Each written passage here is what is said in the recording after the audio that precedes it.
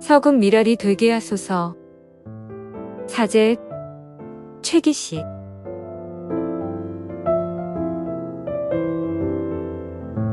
(1974년 7월 6일) 오후 4시 50분 귀국하던 지학순 주교가 갑자기 행방불명이 되었다. 귀국을 맞이하러 왔던 원주교구의 신부와 신자들이 그가 트랩에서 내리는 것을 분명 보았는데도 그는 끝내 모습을 드러내지 않았다. 7월 7일 아침에 중앙정보부로부터 지학순 주교가 거기에 있다는 연락을 받고 김수환 추기경은 중앙정보부로 가서 지학순 주교를 면담했다. 이 자리에서 지학순 주교는 이른바 민청학년 사건과 관련 자신이 학생들에게 얼마간의 자금을 준 것을 이들이 문제 삼고 있는데 자신은 양심에 비추어 떳떳하다고 밝혔다. 이 사실이 알려지자 한국천주교회는 발칵 뒤집혔다. 특히 지학순 주교가 교구장으로 있는 원주교구는 더욱 황망할 수밖에 없었다. 지학순 주교 구속 후 한국천주교회가 그 첫 시국 기도회를 열기로 한 7월 10일 바로 그 시간에 김수환 추기경은 박정희 대통령의 요청으로 청와대에서 그와 면담하고 있었다. 상당히 긴 대화 끝에 지학순 주교의 신병은 풀려났다. 그날 오후 8시에 지학순 주교의 몸은 풀려나왔지만 주권은 제한되었다. 그러나 지학순 주교는 7월 23일 저 유명한 양심선언을 발표한다. 소위 유신헌법이라는 것은 1972년 10월 17일에 민주원정을 배신적으로 파괴하고 국민의 의도와는 아무런 관계없이 폭력과 공갈과 국민투표라는 사기극에 의하여 조작된 것이기 때문에 무효이고 진리에 반대되는 것이다로 시작되는 그의 양심선언은 유신체제에 대한 정면 도전과 거부 바로 그것이었다. 이 양심선언 발표와 더불어 지학순 주교는 다시 중앙정보부로 연행 구속된다. 이때 중앙정보부에 연행되어가는 지학순 주교를 중앙정보부까지 수행한 것이 최기식 신부였다. 지학순 주교의 구속은 한국천주교회를 밑에서부터 흔들어 깨웠다. 실제로 한국천주교회는 지학순 주교 구속 이전과 이후가 확연히 달라질 수밖에 없게 되었다. 김수환 추기경의 1970년 성탄절 메시지, 1971년 10월의 원주교구, 부정부패 규탄 시위 등 교회의 사회참여 움직임이 전혀 없는 것은 아니었지만 지학순 주교의 구속은 사실상 침묵하는 교회에 침묵하는 사제들로 하여금 우리가 살고 있는 현실 속에서 교회는 이때 무엇을 어떻게 해야 하는가 하는 뿌리칠 수 없는 질문을 던진 것이었다. 천주교정 이후 현 전국사제단의 탄생. 내가 최기식 신부를 처음 만난 것은 지학순 주교의 구속을 계기로 한국천주교회가 유신체제하에 한국 현실에 대하여 눈을 뜨기 시작하면서 교회가 어머니와 교사로 막 발돋움하고 있는 그 시점이었다. 그때까지 최기식 신부는 독일로 유학 준비 중이었는데 지학순 주교의 구속은 유학 준비보다는 그로 하여금 지학순 주교 구속 사태에 대응하는 기동력으로 작동하게 만들었다. 체계적으로 그렇게 만든 것은 아니었겠지만 원주교구는 일단 봉산동 성당을 맡고 있던 신현봉 신부와 최기식 신부를 서울에 상주시키면서 옥바라지와 기도회 그리고 교회 안팎의 문제에 대척해 하였다. 가톨릭 출판사 사장이 김병도 신부였는데 그의 도움으로 신현봉 신부와 최기식 신부는 출판사 안에 가까스로 유수깔방 한 칸을 마련해 동분서주했다. 전국을 순회하며 지학순 주교와 정의를 외치다가 구속된 사람들의 구명을 위한 기도를 호소하기도 했고 신학교 때의 인연을 발판 삼아 앞으로 천주교회가 해나가야 할 일을 함께 의논하기도 했다. 인천교구의 김병상, 황상근 춘천교구의 박청근, 수원교구의 장덕호, 청주교구의 이한구, 대전교구의 이계창, 대구교구의 서상채, 부산교구의 송기인, 전주교구의 문정현, 안동교구의 류강하, 정옥경 신부 등과 교감을 나눌 수 있었다. 그렇지만 대구와 부산에 가서는 교구 차원에서 박대를 받기도 했으며 계란으로 바위를 치면 깨지는 것은 계란뿐이라는 냉소도 받았다. 그렇지만 작은 물방울도 바위를 뚫지 않느냐는 생각으로 전국을 누비고 다녔다. 그러한 노력의 결과로 1974년 9월 23일 원주에서 300여 명의 신부들이 모여 성직자 세미나를 갖고 여기서 사제단의 결성과 공식 명칭에 합의할 수 있었다. 그리고 그 다음 날인 9월 24일 이들이 모두 참석하는 기도회를 원동 성당에서 갖고 시청 앞을 거쳐 로터리까지 한 바퀴 돌아오는 시위를 벌였다. 그리고 이틀 뒤 서울에서 정식으로 천주교정의구현 전국사재단이 창립선언을 하기에 이르렀다. 그리고 이 사재단의 결성에는 전국교구, 방방곡곡 발품을 팔았던 최기식 신부의 역할이 컸다. 9월 26일 명동성당 기도회는 교회 예절로는 순교자 찬미기도회였는데 사재단은 이 기도회를 조국을 위하여 정의와 민주회복을 위하여 복중에 계신 지 주교님과 고통받는 이들을 위하여 이 기도회를 바칩니다라고 그 지향을 분명히 밝혔다. 그리고 기도회가 끝난 뒤 사제들은 명동으로 진출, 시위를 벌였다. 이 과정에서 신현봉 신부가 연행되는 사태가 발생하였다. 이 무렵이었을 것이다. 나는 그때 한편으로 지학순 주교를 옥바라지하는 일에 참여하면서 다른 한편으로는 함세웅 신부 등을 통해 사재단의 창립과 그 이후의 활동에 조금씩 다가가고 있었다. 기도회 때의 유인물은 가톨릭 출판사로부터 도움을 많이 받았고 그것은 김병도 신부와 신현봉 신부가 신학교 동창이라는 우정에 크게 힘입었다. 가톨릭 출판사에는 성가수녀회에서 파견 나와 있었는데 원장인 김발라바 수녀와 키가 작았지만 따뜻했던 최분도 수녀가 두 분 신부님이 하는 일을 열심히 도와주었다. 가끔은 나도 가톨릭 출판사 수녀원에서 두 분 신부님과 식사를 한 적이 여러 번 있다. 천주교정의구현 전국사재단의 그 전국이 되는 데는 최기식 신부의 족적이 담겨 있다고 할 수 있다. 천주교정의구현 전국사재단의 창립과 그 출범은 한국 정치사에서는 물론 그보다 앞서 천주교회 안에서도 중요한 의미를 가진다. 지학순주교의 구속에서부터 사재단의 창립까지의 과정은 대체적으로 지학순 주교의 구속에 대한 항의와 구명운동의 차원에서 진행되었다. 그러나 정식으로 천주교정의구현 전국사재단이 출범하면서부터는 그 목표와 지향이 지학순 주교의 석방만이 아니라 나라의 민주회복, 인권회복, 인간회복으로 옮겨가고 있었다.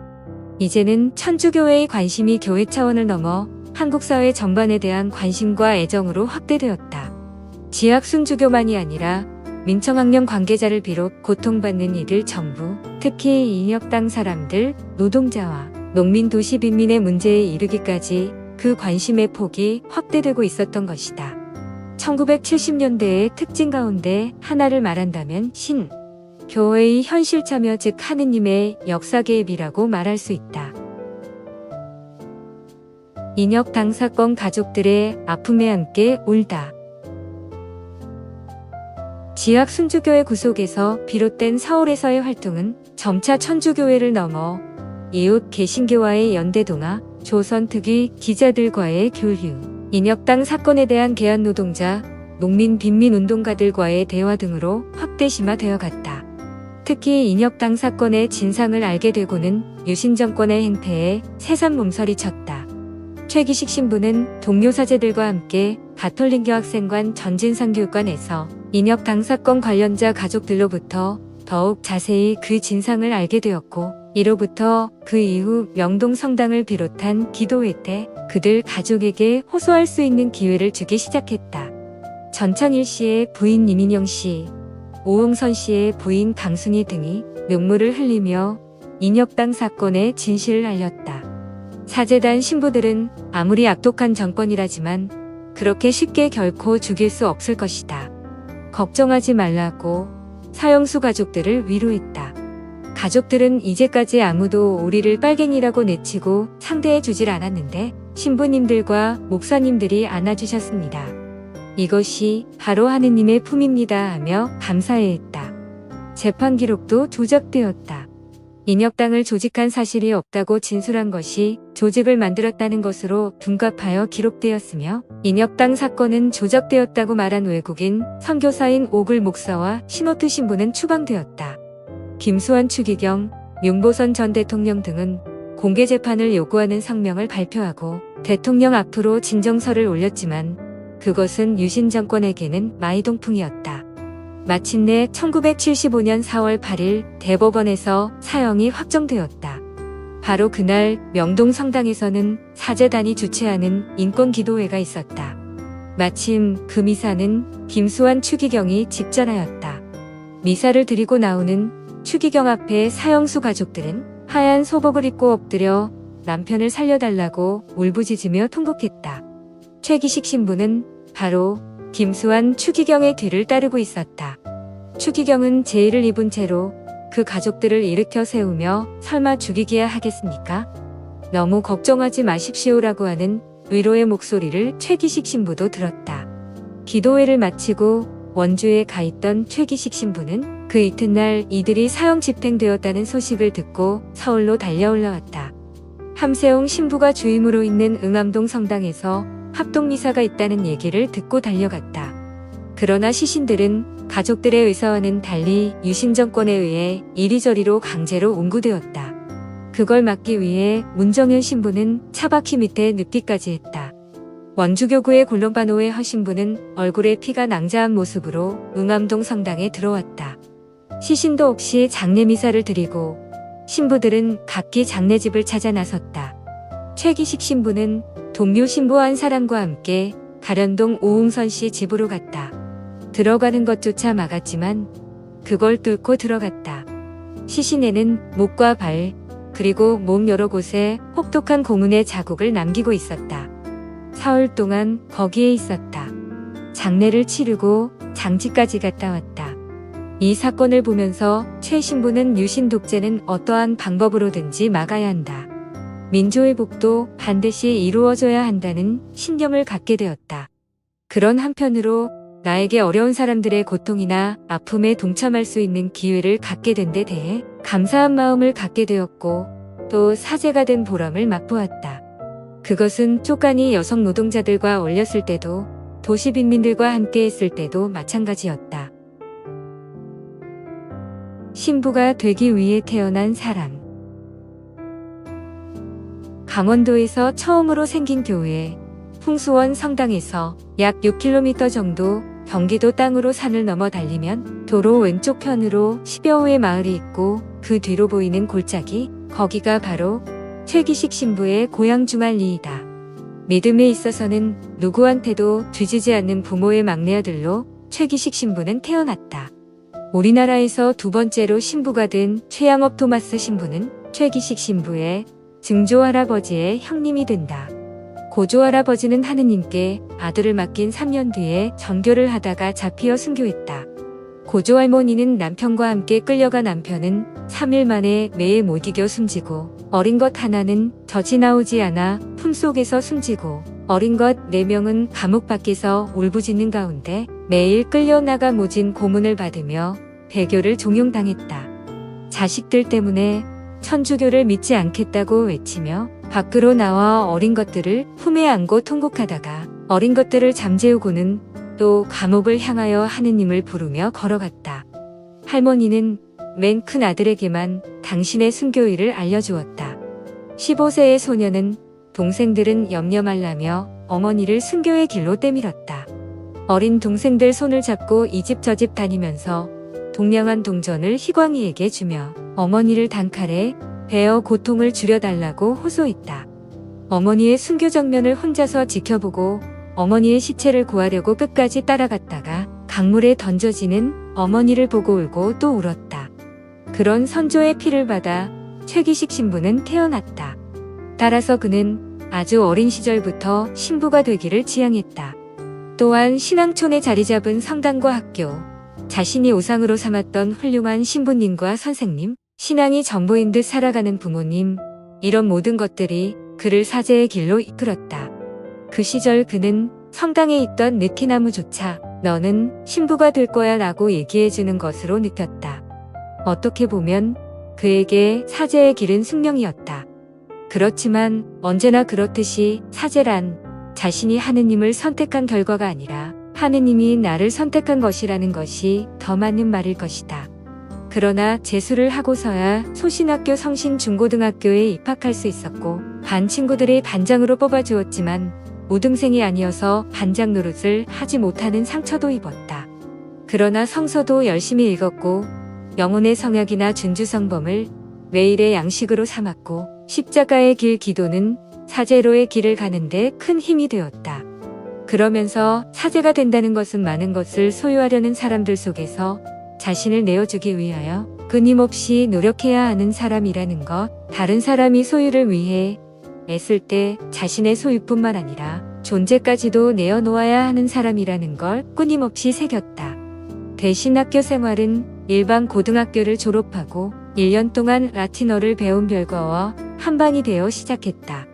그리고 1년을 마치고 나이가 조금 많은 탓으로 윗반에 끼어 군에 입대 수용연대에서 군생활을 하면서 이 사회의 부조리와 부정부패를 눈으로 보게 되었고 타협만이 강요되는 것이 아니라 직접적으로 부정의 파트너가 되기를 요구받기도 했다.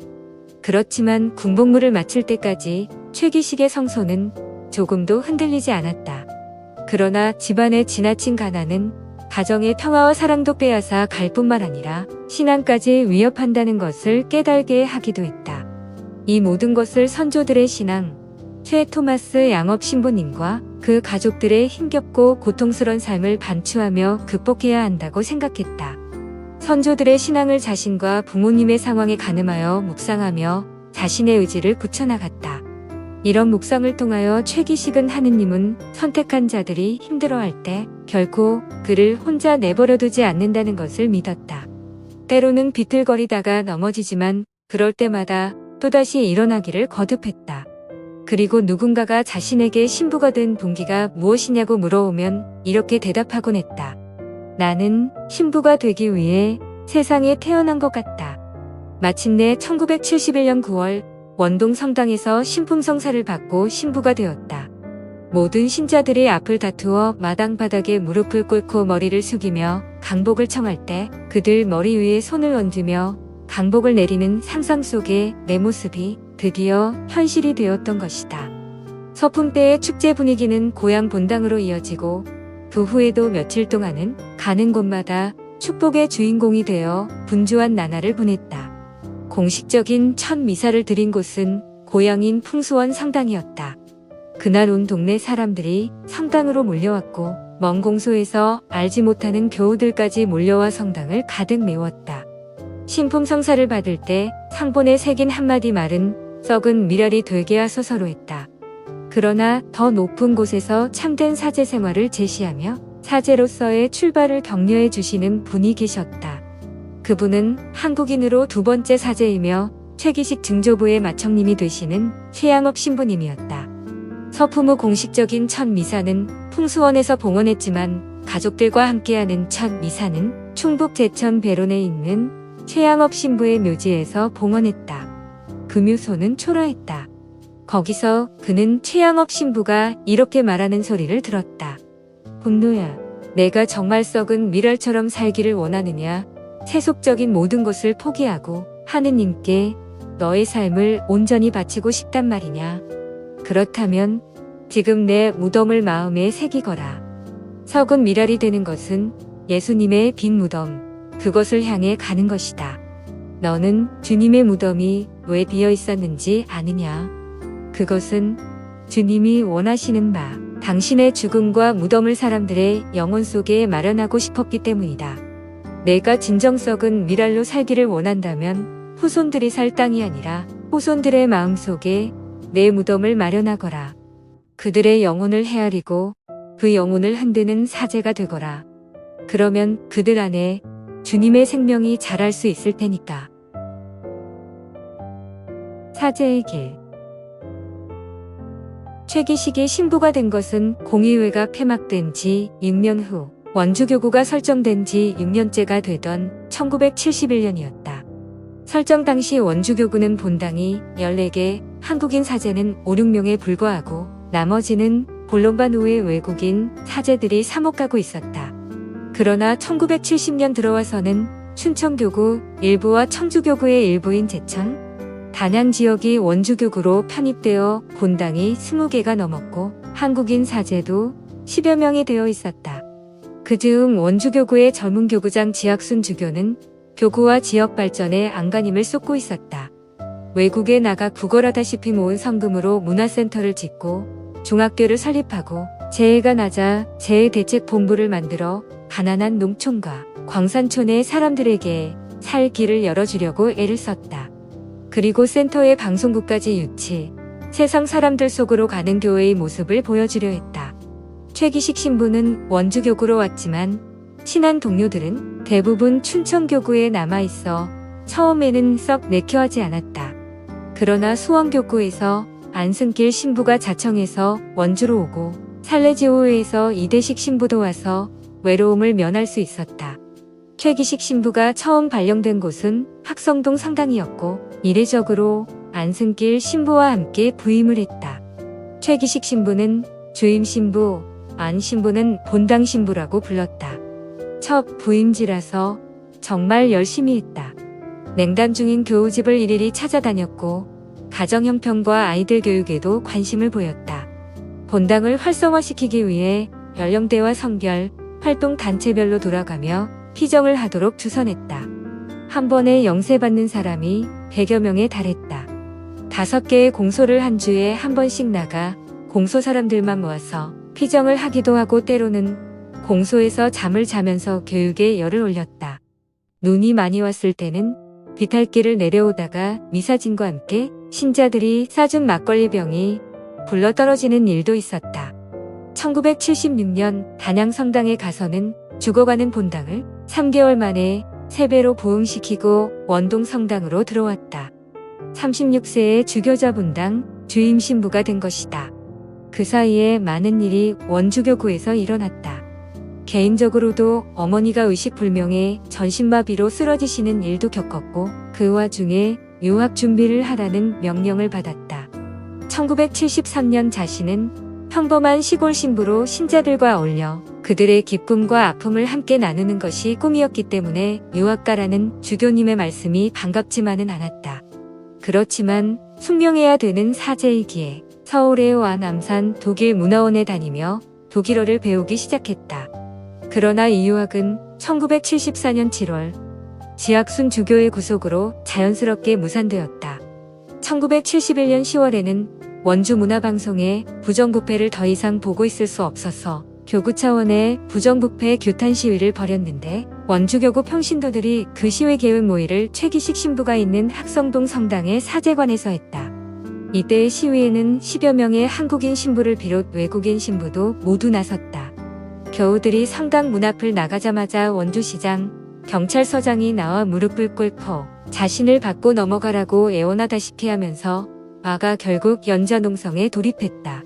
1972년에는 영동 지방에 엄청난 수해가 나면서 지학순 주교는 외국에서 가까스로 모아온 돈을 바탕으로 재해대책본부를 만들면서 단순히 지원만 하는 것이 아니라 신용협동조합을 만들어 스스로 자주하는 농촌과 방산촌을 만들려고 노력했다.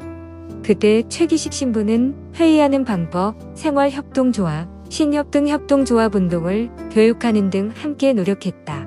그때 원주교구의 3억 목표가 생활 속에서 그리스도를 찾자는 것이었는데 모두가 참으로 믿음을 다해 열심이었다. 지학순 주교의 구속으로 서울에 거처를 두고 전국을 순회하면서 가난이 제 탓만이 아닌 사람들, 불의에 짓밟히면서도 어디 호소할 데 없는 사람들을 만난 것은 참으로 소중한 경험이었고 사제 생활의 보람을 느끼게 해주었다. 처절하게 고민하고 처참하게 끌려가 고문당하며 죽어가는 현장, 그곳이 그리스도가 끌려가고 매맞으며 죽어가는 신앙의 현장이 되어야 한다는 것을 뼈저리게 깨달았다. 또한 지학순 주교 사건으로 비롯된 천주교정의구현 전국사재단의 출연과 그를 통한 교회 안에서의 자각은 분명 하느님의 도움이고 은총이었다. 한국교회가 정식으로 인정한 단체가 아니라고 교회 안에서조차 거부당하면서도 시대의 징표를 올바로 읽고 하느님의 뜻에 응답하는데 헌신과 고난을 마다하지 않았다. 정의와 진실을 위해 투쟁하는 모든 사람들과 연대하려 했고 종교와 신분, 그리고 모든 차별을 넘어 그들이 있는 곳에 함께하고자 했다. 불의에 저항하는 사람들에게 힘이 되어 주려 했고 고통받는 사람들에게 희망을 주는 그리스도의 표지이기를 원했다. 사제단을 결성하고 그 일원으로서 활동하면서 배우고 깨달은 것이 너무도 많았다. 직접 몸으로 체험한 사건도 적지 않았다. 원주우산공단의 어떤 섬유회사의 노동자 해고 사건이 대표적이다. 노조를 결성하려다 회사 측으로부터 무자비한 폭행을 당하며 해고되어 쫓겨난 노동자들이 교회를 찾아온 것이다. 제2차 바티칸 공의회 사무헌장은 노동자들을 자유와 책임을 가진 인간으로 취급하지 못하고 단순한 수익의 도구로 취급되는 노동의 악조건과 같이 인간의 존엄성을 해치는 모든 행위는 실로 파렴치한 일이며 창조주께 대한 모독이다고 가르치고 있는 데다 내가 살고 있는 바로 그 앞에서 이런 일이 일어나고 있다는데 차마 외면할 수 없었다. 처음에는 그들에게 부교육원에 빈 강의실을 내주어 그들이 그곳에서 스스로 교육하고 투쟁하도록 종용하고 지켜보는 입장을 선택했다. 그렇게 3일이 지난 뒤 가보니 3명의 노동자가 눈이 돌아가고 사지가 뒤틀린 채 경련을 일으켰다. 그들은 연 3일 10끼를 라면으로만 때우며 극심한 불안과 긴장 속에 농성을 했다. 정신적 불안과 라면에서 오는 부작용이었다. 그대로 놓아둘 수는 없었다. 성당의 교리실을 비우고 그들을 데려왔다. 신자들은 너도 나도 쌀과 창거리를 들고 왔고 조를 짜서 도와주며 격려했다. 동료 신부들에게 사정을 알리고 협조를 요청했다. 그리하여 각 본당에서 10시 혹은 10시 30분 미사를 없애고 원통에서 11시에 합동으로 해고 노동자들을 대변하는 미사를 드리기로 했다. 그러자 그동안 냉담했던 기관과 회사 측에서 반응을 보이기 시작했다. 결국 주도적인 역할을 한 2명을 제외하고 전원 복직시키기로 합의하고 농성을 해제하기로 했다. 해산식을 하고 나오던 노동자들은 성모상 앞에서 무릎을 꿇고 울면서 기도하고 있었다. 그들이 최기식 신부의 손을 잡았을 때 전해지는 그 전율을 그는 지금껏 잊지 못한다. 그러나 그들은 회사에 들어갔지만 이런저런 핑계로 한 사람씩 회사를 떠났고 3개월 후에는 한 사람도 남지 않고 해고되었다는 소식을 들었다. 2사람을 양보한 것이 모든 것을 잃게 되는 시발이 되었던 것이다. 최기식 신부가 사제로서의 신상과 고초를 다 겪으면서도 마지막으로 자신이 가야 할 길이라고 생각하는 것은 가난한 이들과 함께하는 삶이다. 함께 있는 것을 포기하고 돕는 것으로 만족하는 교회의 모습에 실망과 회의를 갖게 됐다. 자기 울타리와 가난한 사람들의 세계 사이에서 엉거주춤하게 서 있는 한국 교회의 모습을 해방신학자 구티에레즈는 이렇게 말한다. 교회, 즉 우리 모두는 가난한 사람들의 세계에서 일하면서 실제로 거기에 살고 있지는 않다. 가난한 이들의 세계는 우리가 일하는 장소이고 우리 일의 중심이지만 우리의 집은 아니다. 교회로서 우리는 다른 사회 다른 문화 분야에서 우리 집을 가지고 있으며 거기에서 우리는 문자 그대로 집에 있는 것이다. 최기식 신부는 이어서 이렇게 말한다. 가난한 사람들을 찾아가십시오. 찾아가되 선물 보따리 대신 당신의 마음을 들고 가서 그들을 만나십시오. 그리고 짧은 시간이라도 그들과 함께 머물며 그들의 고통과 아픔을 함께 느끼십시오. 지학순 주교의 삭방. 1975년 2월 지학순 주교는 유신 정권의 유화 정책과 더불어 감옥에서 나왔다. 지학순 주교는 감옥 안에서도 고위성직자로서 매우 극진한 대접을 받았다. 겨울에는 감방 안에 연탄 난로를 놓고 교도관이 수시로 와서 연탄을 갈아주었다. 로마 교황청과의 외교 관계까지를 염두에 두고 유신 정권으로서는 그래도 꽤 신경을 썼던 것이다. 석방된 지학순 주교는 2월 18일 명동 성당에서 있었던 자신을 환영하는 미사에서 명동 성당이야말로 진리의 성전이라는 뚜렷한 등대의 역할을 했다고 말했다. 과연 명동 성당과 김수환 추기경을 비롯한 성직자와 사제들 그리고 제2차 바티칸 공회의의 정신은 1970년대 한국 천주교회를 새롭게 태어나게 한 3일체였다. 1974년 9월 천주교정의구현 전국사제단의 창립 이래 전국 규모의 기도회를 개최할 때면 그 전날 사제들이 모여 한국의 현실에 대한 구체적인 강의를 들었다. 인광규 변호사를 비롯한 인권 변호사들로부터는 유신체제와 긴급조치에 대해서 노동자들로부터는 그들의 울부짖음을 구속자 가족들로부터는 감옥 안의 정치범들에 대해 얘기를 들었다.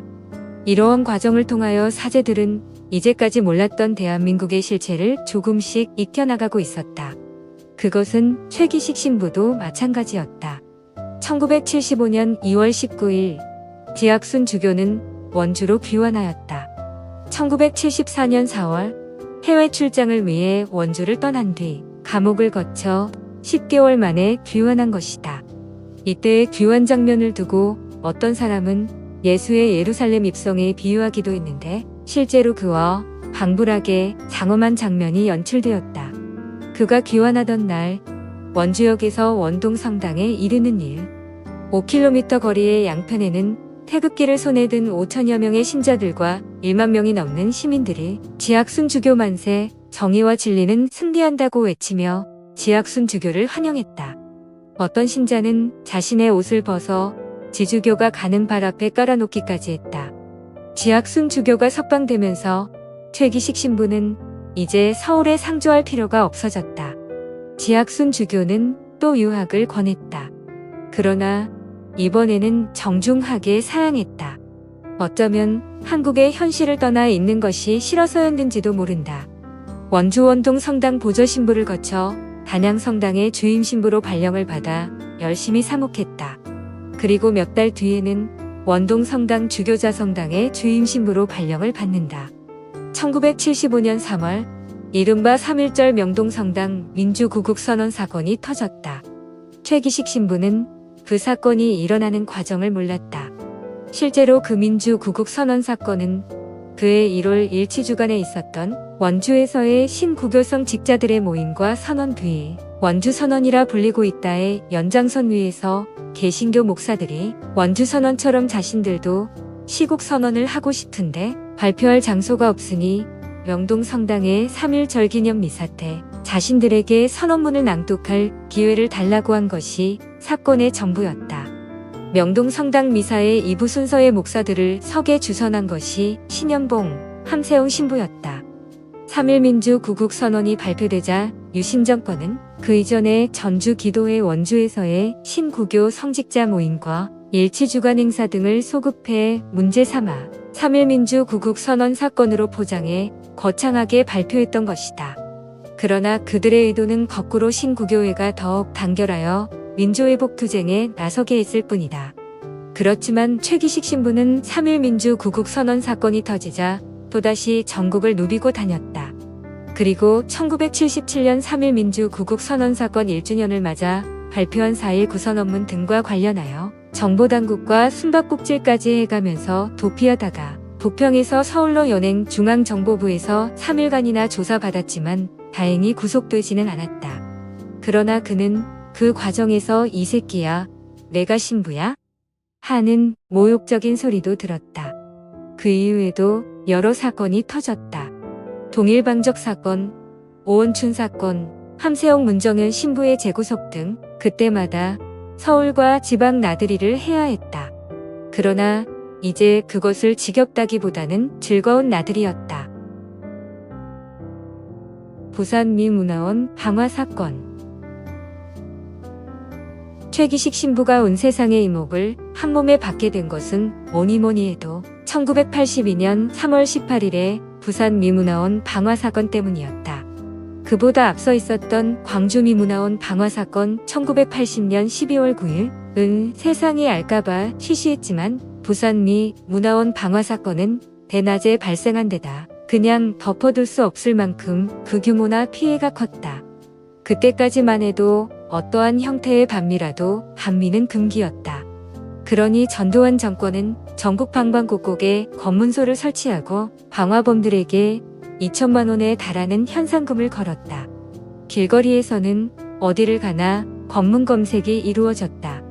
부산 미 문화원 방화 사건과 관련하여 내가 아주 충격적인 소식을 한강성당의 함세웅 신부로부터 들은 것은 내 기억이 정확하다면 1982년 3월 30일 밤늦게였다.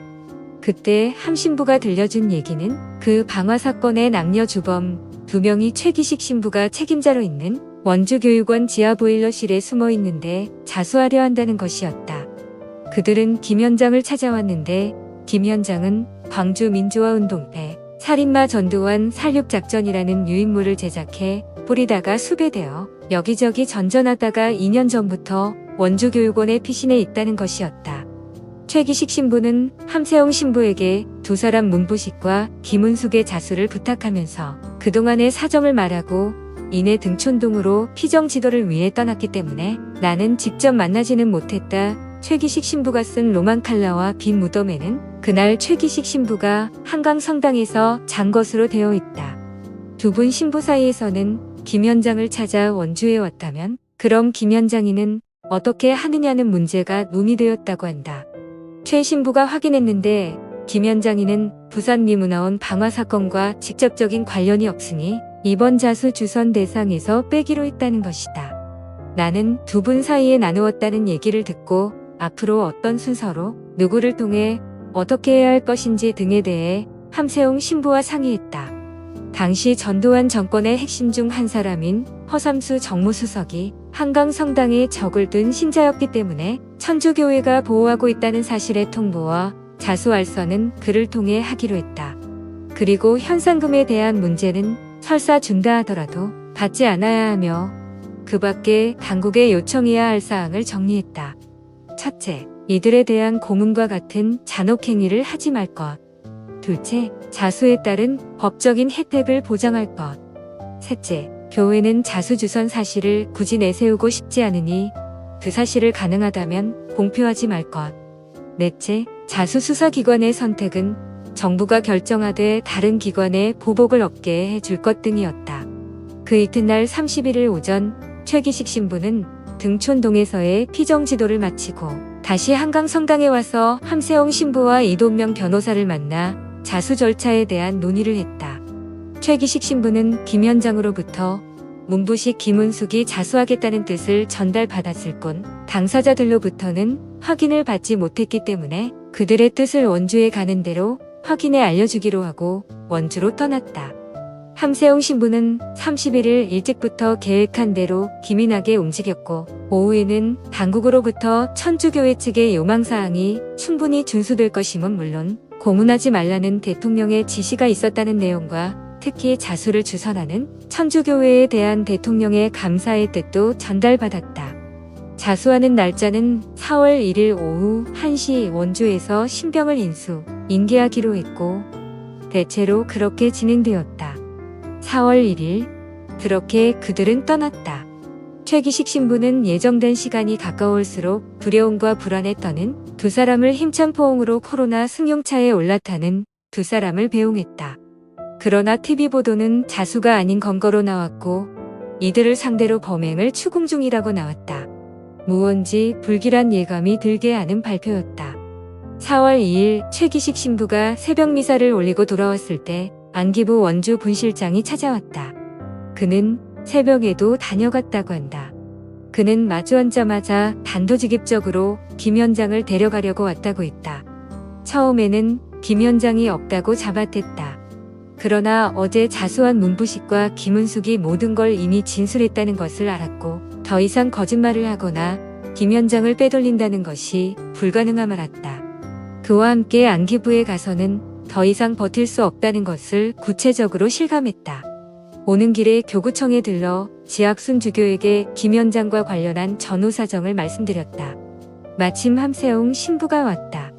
함 신부에게 자초지종을 전했다.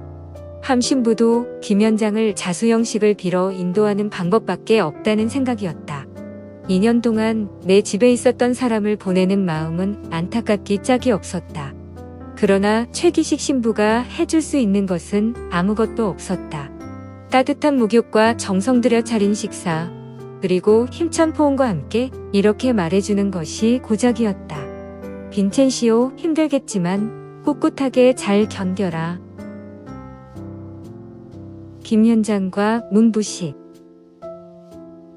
1980년 가을 가톨릭 농민회 전국 부회장으로 원주 출신의 정인재는 대전에서 최병욱 회장과 이길재 사무국장으로부터 쫓기는 김현장을 원주로 신현봉 신부에게 데려가 달라는 부탁을 받았다. 이와 함께 열심한 신자이면서 또한 열렬한 김대중 지지자였던 유진훈, 바오로의 소개장도 받았다. 정인재는 망설임과 숙고 끝에 그를 데리고 가기로 했다. 그렇지만 신현봉 신부의 단양은 위험하고 최기식 신부의 교육원이 더 안전하지 않을까 생각했다. 김현장을 데리고 원주까지 오는 동안 여러 차례의 검문을 무사히 넘겼다. 처음에 최기식 신부는 망설였지만 그의 처지에 대한 연민과 특히 광주 민주화 운동과 관련된 수배지라는 점이 크게 작용했다. 얼마 전에도 김성용 신부를 만났을 뿐만 아니라 고통받는 광주 사람들을 위해 무언가를 해야 하지 않느냐는 생각으로 흔쾌히 받아들였다. 다음날 문기란을 시켜 창고로 사용하던 방을 정리, 침대를 들여놓고 거기서 기고하게 했다. 교육원 식구들에게는 몸이 약해서 쉬러 온 학생이라고만 말했다. 정인재 등은 몸이 허약한 김현장을 위해 뱀탕을 다려다 먹이고 나름대로 애를 썼다. 날이 지나자 김영애를 비롯 찾아와 친해진 사람들도 생겨났다. 세월이 가고 원주에 익숙해지자 김현장은 대학생을 모아서 당시 유행하던 스터디, 외식회를 조직하기도 하고 변장하고 나가서 외부 활동도 하는 듯 했다. 이 무렵 부산에 가서 문부식 등을 만난 것으로 보인다. 그러나 최기식 신부는 그의 외부 활동을 전혀 모르고 있었다. 1년쯤 지나서는 교리 공부를 해서 영세도 받았다. 대부는 이창복이 섰고 영세명은 빈첸시오였다. 김현장은 재주도 있고 의협심도 강한 사람이어서 이전에 무등산 타잔 이야기, 기생관광의 문제점 등을 논픽션으로 잡지에 쓴 일도 있는 사람이었다. 방화 사건이 일어난 다음 날이었다. 문기란이 올라와 김현장이 무척 불안해한다고 알려주었다. 그 무렵 김현장은 만취가 되어 최 신부를 찾아왔다. 그러지 않아도 시내로 외출을 자주 하고 슬그머니 사라졌다가 며칠 뒤에 나타나는 일이 잦은 편이라 은근히 불안해하고 있었다. 그는 괴로워서 맨정신으로 있을 수가 없다고 했다. 이때 문기란이 따로 빈첸시오가 불안해서 그런지 다른 곳으로 옮겼으면 한다는 얘기를 해서 돈이 필요하다면 통장에서 돈을 꺼내 들려보내라고 했다. 뒤에 안 일리지만 이때 50만 원을 줬다고 했다. 1982년 3월 18일 오전 11시부터 부산 미문화원 방화 계획은 착착 실천에 옮겨지고 있었다. 11시부터 문부식과 유승열이 플라스틱통과 휘발유를 사 나르고 휘발유 30리터를 4개의 플라스틱 통에 나누어 담았다. 김은숙과 이미옥은 휘발유를 문화원까지 운반해 현관에다 쏟는 책임을 맡았고 최인순, 김지희는 김은숙과 이미옥이 들어오기 쉽도록 문을 열어놓는 일과 휘발유에 점화하는 일을 맡았다. 박원식과 최충원은 충무동의 국도극장 3층에서 대로변을 향해, 유승열은 문화원 인근의 유나백화점 4층에서 도로를 향해 유인물 각 100장씩을 실포하도록 되어 있었다.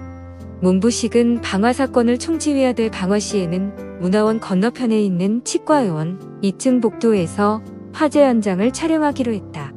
이 계획은 차질 없이 진행되었다. 다만 당초 오후 2시 20분에 거사하기로 했던 계획을 당일 2시 정각으로 앞당겨졌을 뿐이다. 이 사건으로 미국 정부 소유인 미 문화원은 지하 1층 및 지상 1, 2층 건물과 집기 등 도합 1억 8,753만 원 경찰직계 상당의 재산 손실을 입었으며 미문화원 도서관에서 공부하던 동아대학교 상경대학 3학년 장덕술 군이 심호흡 정지로 현장에서 사망했고 동아대학교 의학과 4학년 김미숙과 허길숙이 전치 3주의 화상을 입었다. 위에 확인된 바에 의하면 문부식은 방화 사건이 있던 다음 날 사건이 크게 확대된 데 놀라 부산을 출발 21일에 원주에 왔다. 김현장을 만나고 23일 사건을 단돌이 한다고 수원을 갔다가 28일 날 김은숙과 함께 원주교육원으로 다시 왔다. 자수를 결심하고는 추기경 성아님께 올리나이다 죽임에 임하여라는 편지를 썼다. 그 편지 내용은 첫째 미문화원 방화 사건의 주범인 자신은 부산고려신학대 3학년 문부식으로 결코 공산주의자가 아니다. 아버지 오형제 모두가 나란히 육사를 졸업했고 세 분은 대령으로 예편했다. 둘째 미문화원에 대한 방화는 미국이 광주 사태 등 이 땅에서 저지른 역사적 죄교에 대한 응징이다. 셋째 이제야말로 타락한 예수 문명의 우상을 벗기고 참된 그리스도의 사랑에 기초한 구원의 역사가 우리 민족을 주관할 때인데 5.17 전후 계신 교회가 보여준 행동조찬 기도회 등은 전두환 정권의 만행을 대변해 주고 있다. 넷째 이 나라 언론은 깡패와 같은 위치에 그 이하도 그 이상도 아니다.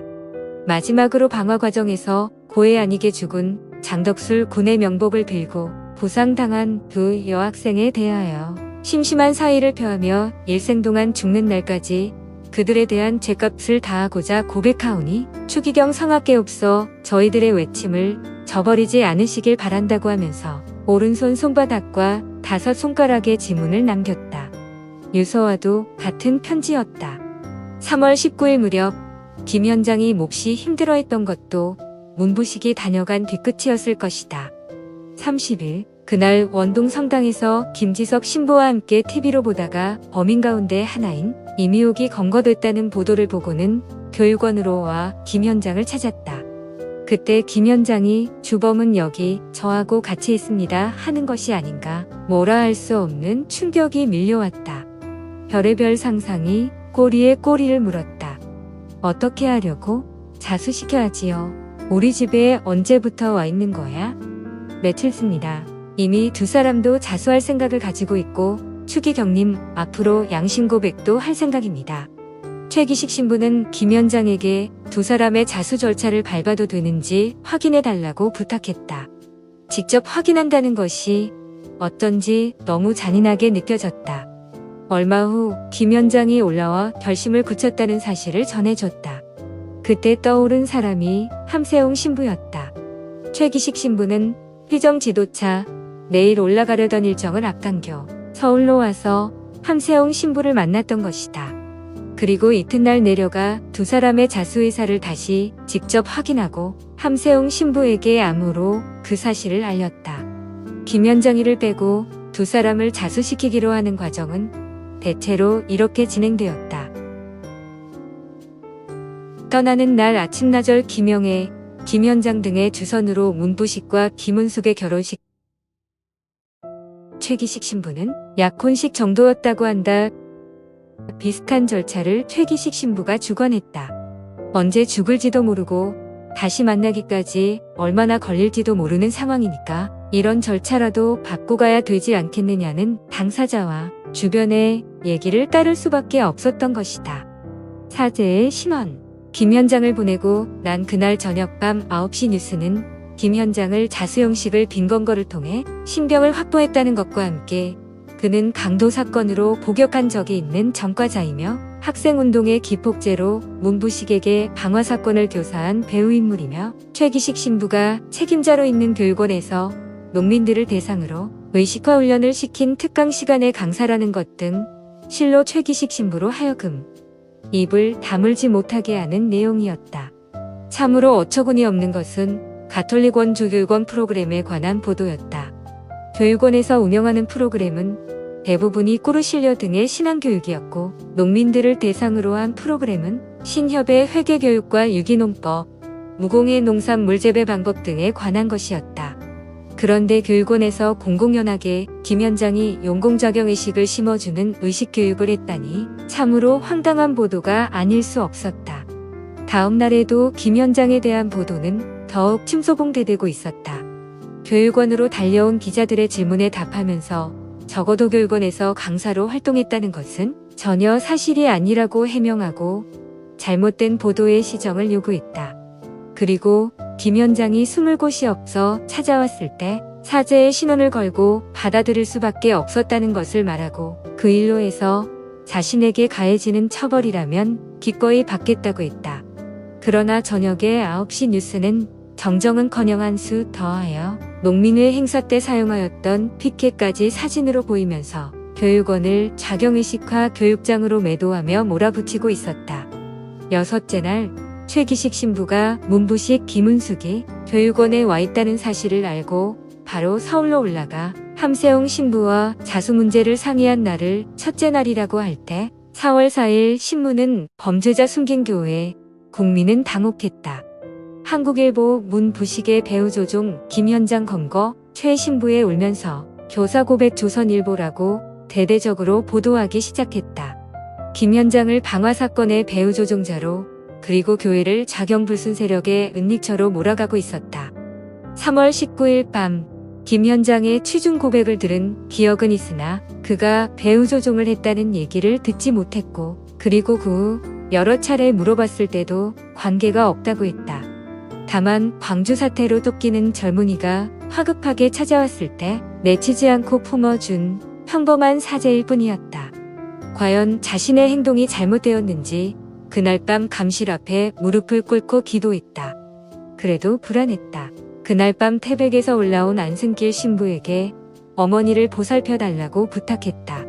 7째 날인 4월 5일 최기식 신부는 원주경찰서에서 나온 형사들에 의해 연행, 이창복, 웅기란, 김영애와 함께 서울로 압송되었다. 이후 남영동 대공분실에서 수사를 받았다. 거기서 이틀 잠을 제대로 못 잔 것 외에는 비교적 정중한 대접을 받았다. 3월 19일 김현장에게 돈을 준 것을 기억하지 못해 문기려한과 대질신문을 벌여서 그 일을 말하는구나 시인해 주었다. 오직 진실대로 말하니 마음이 편했고 유도 신문을 당하더라도 한결같을 수밖에 없었다. 4월 8일 어쩌면 구속되지 않을지도 모른다며 은근히 기대도 가지고 있었지만 어젯밤 아주 불길한 예감의 꿈을 꾸고 나서는 구속이구나 생각했다. 형사는 구속영장을 제시하지도 않고 수갑을 꺼내 한쪽을 김영애의 팔목에 채우고 나머지 한쪽을 최 신부의 팔목에 채웠다. 치안본부는 8일 부산 미 문화원 방화 사건과 관련 가톨릭 원주교구 최기식 신부와 김현장 등 5명을 구속했다고 발표했다. 최 신부의 혐의 내용은 1980년 5월 대전 평신도 사도직 협의회 감사 유진은 씨의 소개로 알게 된 김현장을 22개월간 교육원에 은신시켰고, 지난 3월 19일 김으로부터 방화 사실을 고백받고 도피자금 50만 원을 주었으며 3월 28일부터 4일간 문부식 김은숙을 숨겨준 것 등이다. 조선일보 4월 9일자. 천주교회에 대한 음해와 구속.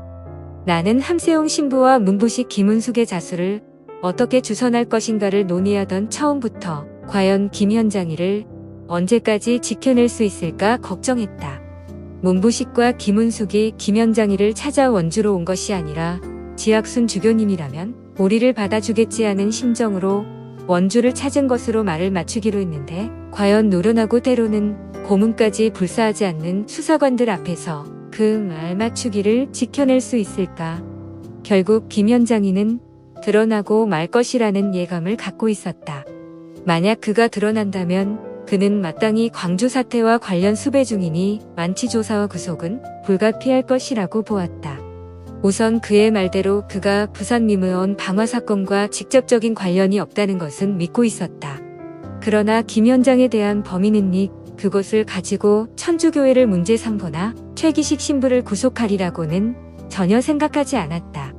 저들이 대통령의 이름으로 김수환 추기경에게 자수주선에 대한 감사 메시지까지 보냈을 뿐만 아니라 문부식 김은숙의 자수로 길거리 곳곳에서 검문 검색하던 그 살벌하기만 하던 사회 분위기를 평온한 상태로 되돌려준 것에 정부는 교회에 감사해야 마땅하다고 생각했다. 그런데 그것도 부활 주간에 최기식 신부를 구속하다니 그것은 은혜를 원수로 갚는 것이요 신뢰를 저버리는 배신이라고 하지 않을 수 없었다. 설상가상으로 전 언론과 정부가 일제히 천주교회에 대해 음해모략하기 시작했다.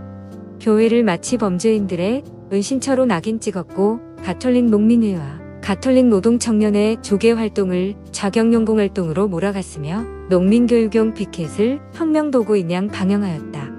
부여에서는 수녀가 쓰고 있던 머리수건을 벗기는 일이 벌어졌다. 그 음해가 얼마나 컸던지 김수환 추기경조차 여론을 오도해서 마치 우리 가톨릭 교회를 범죄인 소굴인 것처럼 유도해가고, 그럼으로써 나라의 이익이 되는가, 우리 사회의 이익이 되는가 하고 묻고 싶을 뿐입니다. 만일 우리 교회가 속죄의 제물이 속죄의 공양처럼 되어 주어야만 이 사회가 안정을 기하고 번영을 기할 수 있다면 기꺼이 교회를 대표해서 저라도 되어주겠습니다. 4월 8일 명동 성당 미사 강론 낙오할 정도였다. 실로 박해시대 이래 최대의 시련이었다. 또한 최기식 신부의 행위, 즉 교회에 찾아와 도움을 청하고 사람을 받아들인 것이 죄가 되는가 하는 논쟁이 교회 안과 밖에서 벌어졌다. 실제로 교회법에는 아주 특별한 경우를 제외하곤 교회를 찾아와 도움을 청하는 사람을 쫓아낼 수 없다는 조항이 명기되어 있다. 김수환 추기경은 강론에서 만일 그리스도께서 그런 상황에 놓여 있었다면 어떤 태도를 취하였겠는가? 예수께서 범법자가 당신에게 찾아와서 도움을 구하면 밀고를 했겠습니까? 이번 사건은 분명히 우리 사회의 인간들을 위하여 모든 사람의 형제가 되기 위하여 자기 몸을 대신 바쳐야 하는 사회의 양심이 되어 주어야 하는 사죄의 신원을 묻는 사건입니다라고 했다. 최기식 신부가 구속된 4월 8일은 교회력으로 성모교일이었다. 그러나 교회 안에서는 김 현장을 받아들인 최기식 신부의 선택을 두고 시시비비가 끊이지 않았다. 그러나 오히려 이 사건을 계기로 교회가 일치하는 모습을 보이게 된 측면도 있다. 구속된 며칠 후 부산교구의 이갑수 주교가 부산 남부경찰서로 최기식 신부를 찾아왔다.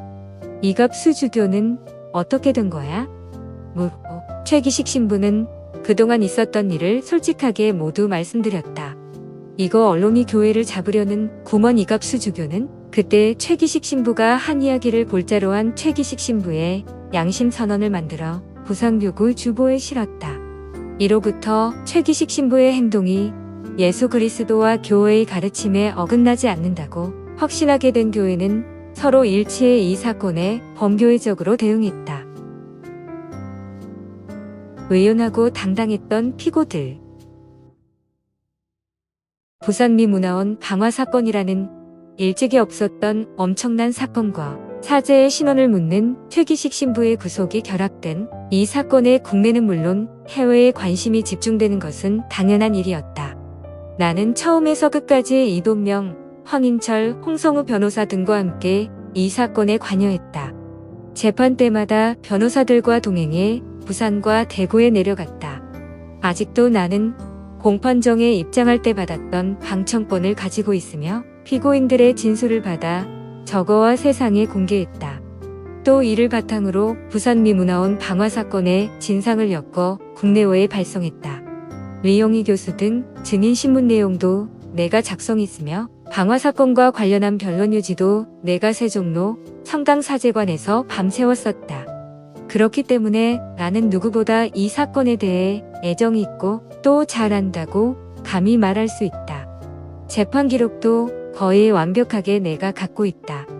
검찰은 방화 사건 관련으로 문부식, 김현장, 김은숙, 유승열, 이미호, 최인순, 김지희, 박원식, 최충원, 박정미 등을 범인은 닉닉 편의 제공으로 최기식, 문기란, 김영애, 이창복 등 4명을 그리고 의식화 학습을 했거나 김현장을 문부식에게 소개해줬다는 이유로 김화석과 허진수 등을 기소했다.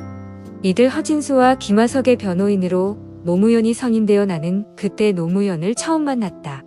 문부식을 비롯한 피고인들은 어린 나이에 비해 의연하고 당당했다. 문부식은 방화의 동기에 대해 첫째는 자신들의 경제적 이익을 위해 한국의 독재 정권을 지원해왔던 미국에 대해 경고하기 위함이었고, 둘째로는 광주 사태에 일정한 책임이 있는 미국의 한국민으로서 정당한 응징을 하기 위함이었으며, 셋째로는 우리 국민에게 민족적 지각을 호소하고 또한 자유와 민주주의를 사랑하는 미국 국민들에게 한국민의 충정을 알리기 위함이었고, 넷째로는 또 다른 측면에서 한국 지배를 꿈꾸는 일본 세력에 대해서도 간접적으로 경고하기 위함이었다고 진술했다.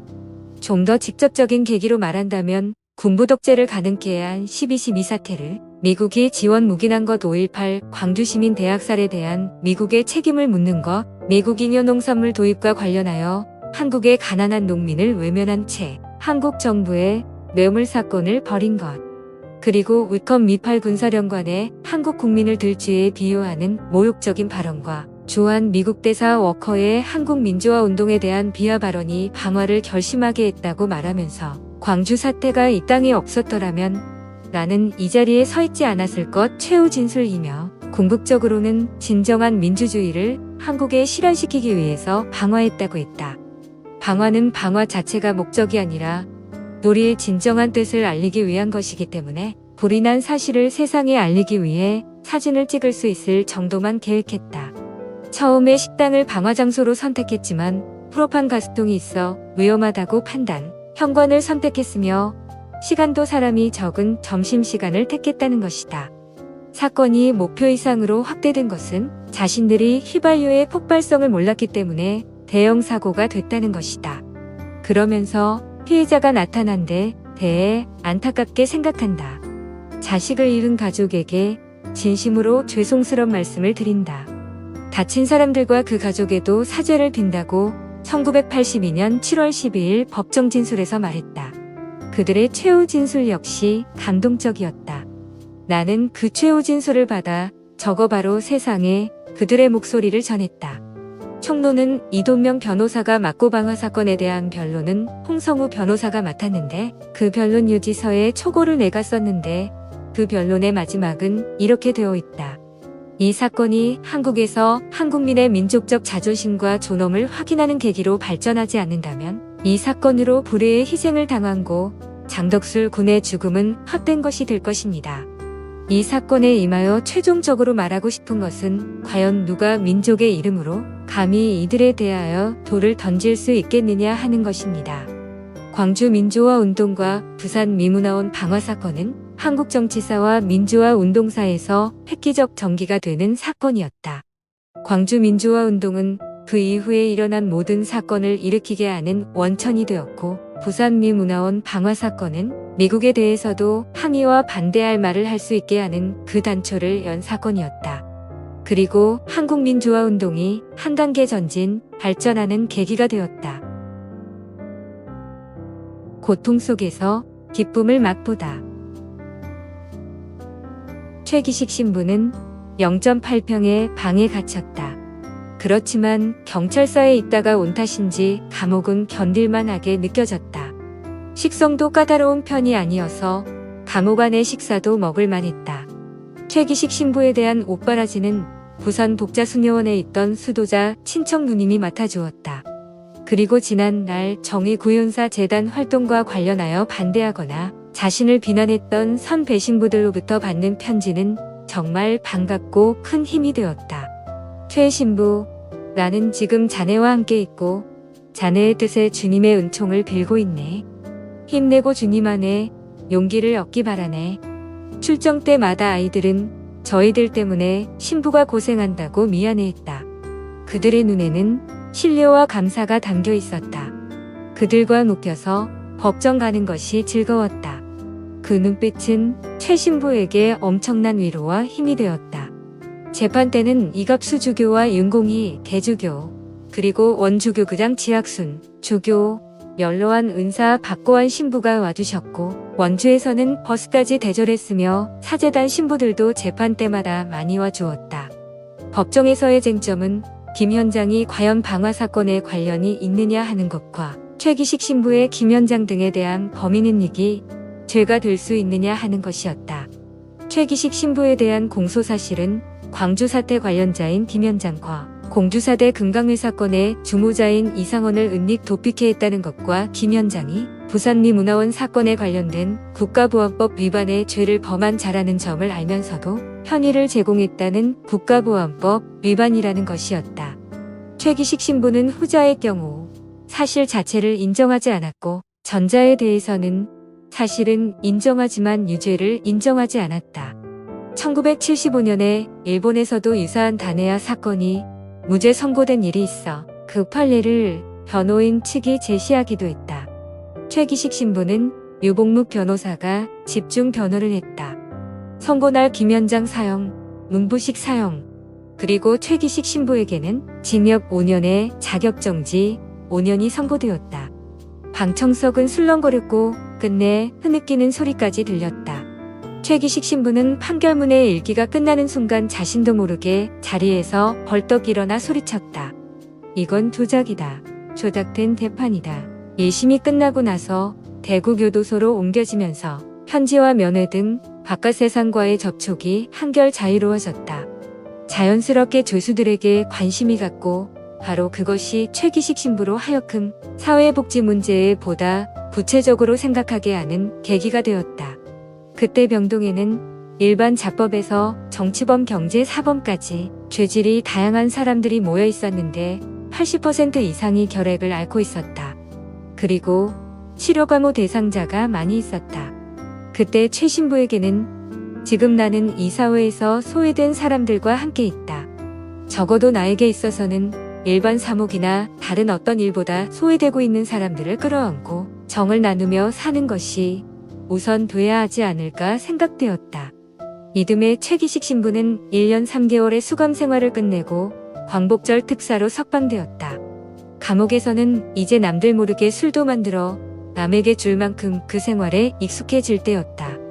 사형수들로 많이 만났고 그들이 사형 집행되는 것도 보았다. 물론 나와서 좋았지만 혼자만 출감한 것은 매우 미안했다. 최기식 신부는 내가 그냥 감옥에 있다는 거 그 자체만으로 나는 굉장히 기뻤다고 말한다. 그 말은 빈말이 아닐 것이다. 더구나 사형을 선고받아 복역 중인 어린 양들을 두고 나왔으니 그 심정이 오죽 아팠을까. 그는 천상사제이다. 이 사건은 1심, 2심에서 모두 문부식과 김현장에 대해 사형을 선고했다.